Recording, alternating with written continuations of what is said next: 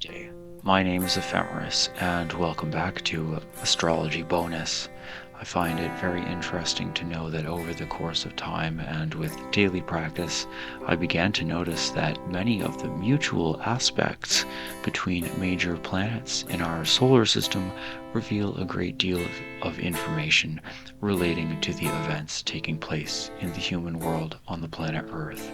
And today, upon viewing the mutual aspect section of Raphael's Astronomical Ephemeris of the Planets for 2024, on June 6 of this year, we have two interesting aspects listed that deserve investigation. First, we have Venus in 135-degree sesquiquadrate against Pluto, retrograde, Lord of the Underworld. However, Venus and retrograde Pluto are also contraparallel simultaneously.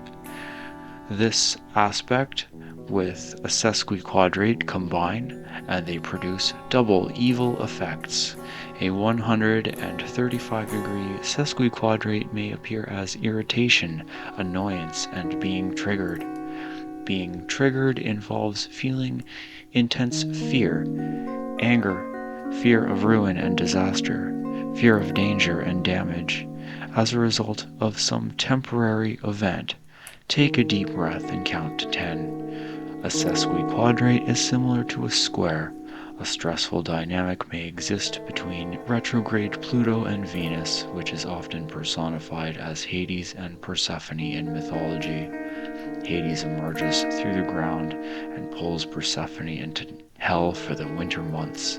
There is motivation to move forward and push past an obstacle that hinders forward progress. Someone or something that is uncontrolled may have an edge that is stubborn or obsessive and compulsive. Between sesquiquadrate and opposition, it may be difficult to start something new, but final or last-minute changes can be made before the deal is done.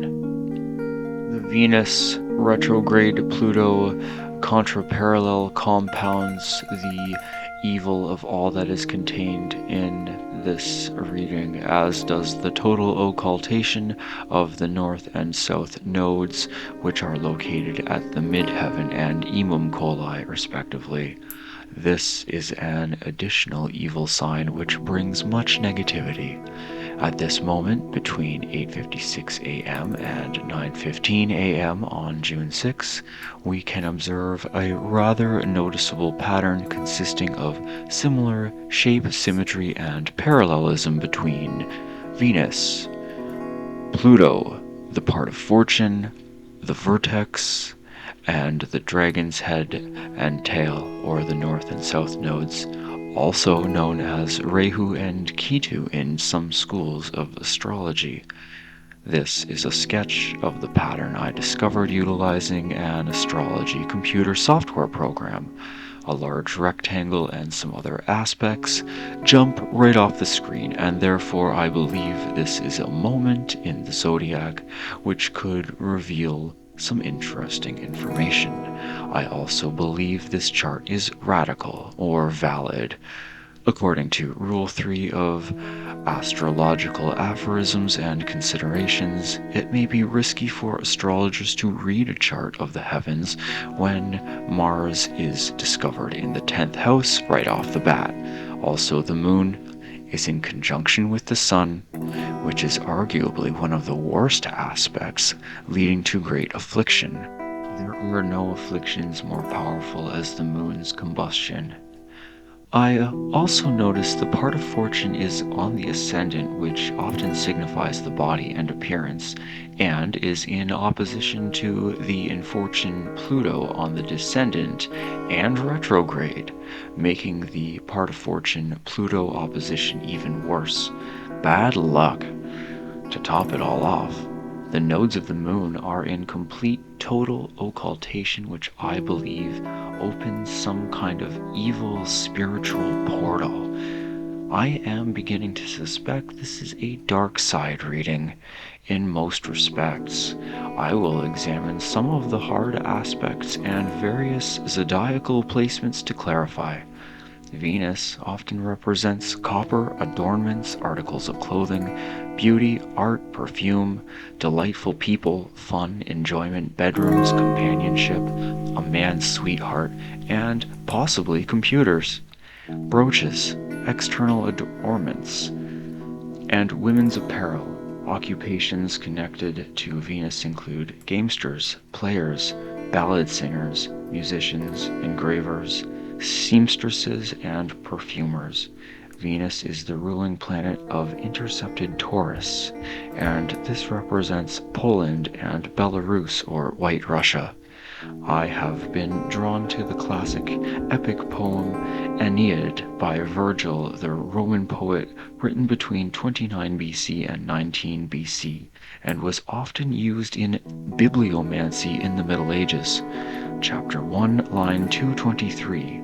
Aeneas, the human son of Venus, is leading the exiled and outcast Trojan fleet in the middle of the Mediterranean towards Italy to establish the noble and courageous Empire of Rome. Problems at sea require divine intervention. A storm devastates the banished and rejected Trojan fleet.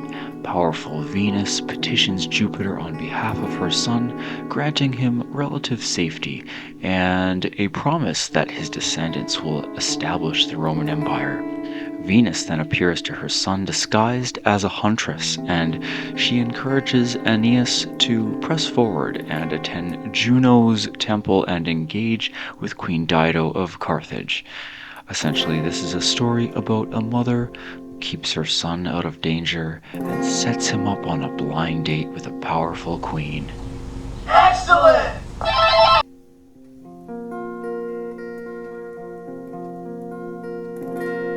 Venus and the moon are combusted by the sun, turning all of the signs, planets, and their meanings and reflections on Earth evil and undesirable. Intercepted Taurus in the 11th indicates something is being confined, suppressed, or it's manifesting inappropriately. Let us examine the Sun-Moon-Venus conjunction in the 11th house. The 11th house represents ambassadors, advisors, the perfidy of friends, the enemies of children, your enemies' enemies, and the substance of monarchs. Venus, combusted by the sun in the 11th house, indicates untrustworthy friends and unhappiness and dishonorable and unfaithful friends, loss of money and marital affairs, and loss through marriage. Loss and misfortune through friends who wish to sabotage and deface the individual. Very little social success and unpopularity, problems with female friends, and no help from them. Venus is square Saturn, indicating unfortunate friends whose advice, if followed, leads to trouble, loss, and scandal, disappointments, and delays in hopes and wishes. The moon in the 11th house indicates a large circle of acquaintances, unreliable friends, and possible connection to celebrities. The sun in the 11th house indicates lofty ambitions and desires, respect for dignitaries or superiors, dishonor and disgrace through friends, and inconsistent friends. Further to the Taurus 11th house interception, there could be indulgence in the comfort of pleasant surroundings, scarcity of love and affection, lack of acknowledgement and appreciation, a wavering sense of self-security, much uncertainty, and diminished self-worth. A robust sense of self-love must be established, and all of these issues will drift away. Taurus intercepted extends shadow and inflicts low energy over all elements of this reading.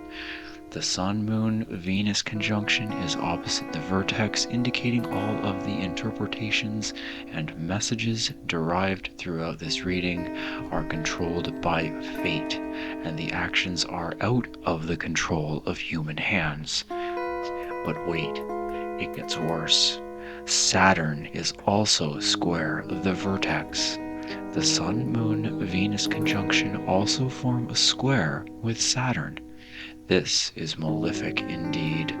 Saturn in the ninth house afflicted indicates trouble in foreign lands, dangerous voyages, especially by sea, loss through legal affairs, trouble through relatives by marriage, self-deception and mental afflictions, possible derangements of health, issues with the cones and rods in the eye, problems with the lower legs including ankles and shins. Also, there could be issues with the bones, arteries, muscles, and veins of the neck. Obstacles, limitations, hindrance, and delays cause disappointment, sorrow, and losses. Ambitions thwarted. Success comes close, however, conditions reverse, resulting in downfall and loss. The death of father or separation from him is also possible. Enmity and disfavor of superiors and of those in high position. Venus square Saturn indicates trouble through courtship and marriage, unpopularity, misfortune through parents and relatives, major issues of a diplomatic nature, loss through speculation, banks, drought, depressions, or epidemics, possible loss of accounts or salary. Saturn square the moon indicates poverty, losing money, working hard with little gain, and struggling to make ends meet. Usually fails in business, though careful and persevering. This is a strong aspect which may include persecution, slander, and scandal, difficulties and sorrow through parents, property, and possessions, worry, anxiety, doubt, and mistrust of self. Let's take a look at the placement of Pluto, Lord of the Underworld. Outbreaks of war and disease, crisis, breakdowns, complications that disrupt the expected course of events. Pluto can also signify medical and surgical interventions. Radiation and chemotherapy have been indicated. I wonder if something was thrown in the trash or flushed down the toilet that should not have been. Pluto in the sixth house indicates unusual ideas and practices in employment, causing high turnover of jobs and problems at work. Possible blood disorder or rare diseases, possible gain through employment as a healer. However, as this reading is going, maybe launching yourself into the medical field is a bad idea.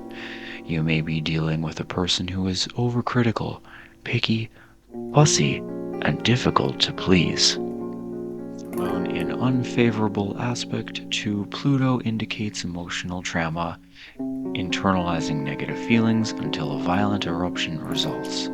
Lack of self-control or self-discipline, oversensitive, and lacks emotional discrimination. Pluto in unfavorable aspect to Venus indicates jealousy and possessiveness, which ultimately leads to loneliness. This could be them, this could be you. Relationships full of conflict, and losing friends without understanding why, feeling emotionally insecure. The Sun in unfavorable aspect to Pluto indicates lacking an ethical system, ruthlessness, and achieving goals despite the safety and well-being of his fellow man.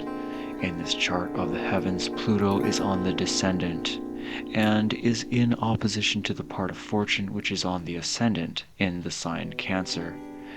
The part of fortune is heading full tilt into the 12th house of enemies. I believe this is an unlucky sign relating to health, which may require some form of medical testing and treatment. Diminished vitality. However, survivability also appears. The area of the body afflicted are the zone of the upper chest, upper rib cage, and parts therein, including the diaphragm, the stomach, the pancreas, and the mammary veins. The ruler of Cancer is the afflicted moon, and looking at planetary rulership, the ruler of the first in the 11th house indicates that friends are a detriment, and through them your hopes may be defeated. I would like to discuss one more odd aspect that I noticed in this reading between Mars in the 10th house and Neptune in the 9th. Mars in the 10th house indicates an individual or a group of people who are fond of warlike proceedings and may gain through violence. Neptune in the 9th indicates clairvoyant abilities and psychic faculties, strange dreams, feelings, and experiences, trips, voyages, or travel to the astral plane and experiences there, trouble through travel, legal involvements, and complicated affairs with relatives on the wife's side of the family. Unfortunately, Mars is tied in with the black moon Lilith, which in my opinion is very unlucky. Damned, ill-fated, snake-bit, evil in all signification, the black moon Lilith brings evil and fear beyond human comprehension, a dark spiritual force which stretches its gaunt, wiry hand from a portal or vertex, and if given the opportunity will deceive and spread ruin.